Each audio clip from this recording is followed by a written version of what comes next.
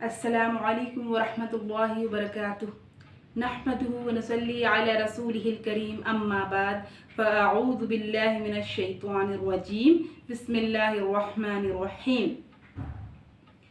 आज हमारे मुआशरे का अलमिया ये है कि हम दूसरों के ऐबों पर बहुत ज़्यादा निगाह करते हैं, दूसरों की ऐबजोई में लगे रहते हैं, दूसरों को बुरा भला कहने में लगे रहते हैं और बहुत ज़्यादा ये बुराई आम होती जा रही है। तो इस पर हमें तवज्जो देने की ज़रूरत है, क्योंकि ये हदीस है कि जो शख्स किसी ऐबों की पर्दापोशी फरमाता है, यानी कि किसी के ऐब को देख कर वो छिपा लेता है, तो अल्लाह ताला क़यामत के दिन उसकी ऐबों की पर्दापोशी फरमाएगा। और जो शख्स किसी मुसलमान के ऐबों को उछालता है तो अल्लाह ताला उसे घर बैठे रुस्वा कर देता है। तो कितनी बड़ी बात कही गई है। तो इसलिए चाहिए कि हम किसी के ऐबों को देखने के बजाय उसकी खूबियों पर नज़र रखें। हो सकता है वो हमसे बेहतर हो। तो हर इंसान के अंदर कोई ना कोई कमी ज़रूर नज़र आती है, तो अपनी कमियों पर अगर इंसान निगाह रखेगा तो वो उसे अपनी ही इस्लाह की ज़रूरत पड़ेगी और दूसरों की इस्लाह की ज़रूरत उसे करनी है, उसकी इस्लाह भी करनी है, यानी जितना हो सके बताना है। और ये हिदायत देना वो अल्लाह ताला का काम है। हम इंसान हिदायत किसी को नहीं दे सकते।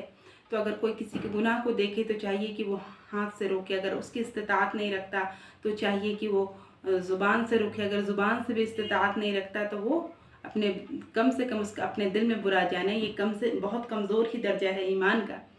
तो अब कोई किसी की बुराई को देखता है और किसी को गुनाह करते हुए देखता है तो उसे चाहिए कि मसलहत से उसे समझाएं और उसके लिए दुआ करें, और ये नहीं कि उसकी बुराइयों को उछाले, उसकी बुराइयों को दूसरों के सामने बढ़ चढ़ कर पेश करें।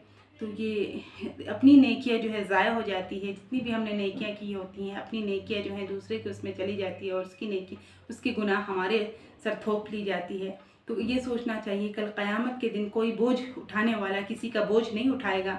अपना अपना बोझ हर एक को उठाना पड़ेगा, यानी अपने गुनाहों का बोझ खुद उठाना पड़ेगा। तो कितनी बड़ी बात है। तो ये एक नेकियां हमारे लिए बहुत बड़ी नेमत है। हम छोटी छोटी नेकियों को ज़ाया ना करें, दूसरों की बुराइयों से, दूसरों को ऐबजोई करने से अपनी इस्लाह की कोशिश करें, अपनी इस्लाह करते रहें और अपने इस्लाह में अपने आप को बेहतर बनाने की कोशिश करें और दूसरों के ऐबों पर ज़्यादातर निगाह ना करें, क्योंकि ये आम बुराई बहुत ज़्यादा पाई जाती है। हर वक्त हम दूसरों को बुरा भला कहते रहते हैं और अपने ऊपर नज़र नहीं रखते। तो हमें चाहिए कि हम अपने गुनाहों पर, अपने ऐबों को देखें और उसकी इस्लाह की कोशिश करें, और अगर किसी के अंदर बुराई है तो उसे मना करें और या फिर उसके लिए दुआ करें। और किसी का मजाक उड़ाना, किसी को बुरा भला कहना, किसी की बुराई करना, ये सब हमारे माशरे में बहुत ज़्यादा है। तो इसको रोकने की कोशिश करें और अल्लाह से दुआ करें कि हमें ऐसे गुनाह से अल्लाह ताला हमें बचाए कि हम किसी को बुरा भला कहें। किसी की दिल आज़ारी करना कितनी बड़ी बुरी बात है। अगर किसी हमारी ज़ात से किसी को तकलीफ़ पहुँचती है तो गोया कि हम किसी काबे को ढाने के बराबर ही गुनाह होता है।